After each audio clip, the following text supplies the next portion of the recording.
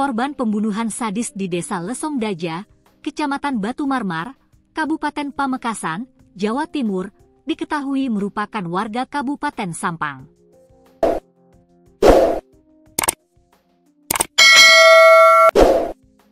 Korban meninggal mengenaskan dengan cara dibunuh dan dibakar oleh orang tak dikenal di lokasi tambang galian C yang jauh dari permukiman warga pada Kamis malam, 6 November 2025, pukul 19 waktu Indonesia Barat.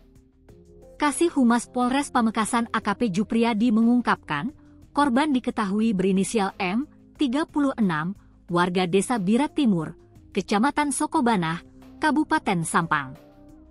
Korban berinisial M, warga Kabupaten Sampang, katanya. Korban diduga sengaja dibakar oleh pelaku sebelum ditemukan warga. Polisi langsung ke lokasi setelah mendapatkan laporan dari masyarakat setempat.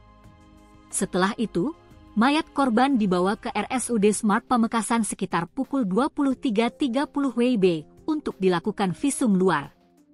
Menurutnya, korban ditemukan warga setempat sudah dalam kondisi meninggal. Tubuh korban sudah hangus, tapi sudah dilakukan visum luar oleh tim Inavis, ungkapnya. Jupriyadi menyampaikan, setelah beberapa jam dilakukan visum luar, korban langsung dibawa pulang ke rumah duka oleh keluarganya. Namun, ia menegaskan, sampai saat ini polisi masih menyelidiki motif pembunuhan. Motif pembunuhan masih kita selidiki.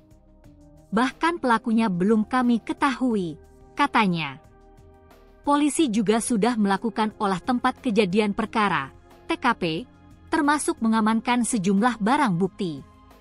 Antara lain, mobil Daihatsu Sigra dengan nomor polisi M1798NR.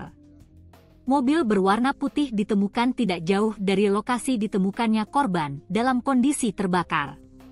Sebelumnya, korban inisial M ditemukan pertama kali oleh warga Desa Lesongdaja, Kecamatan Batu Marmar pada Kamis malam, 6 November 2025, sekitar pukul 19 waktu Indonesia Barat.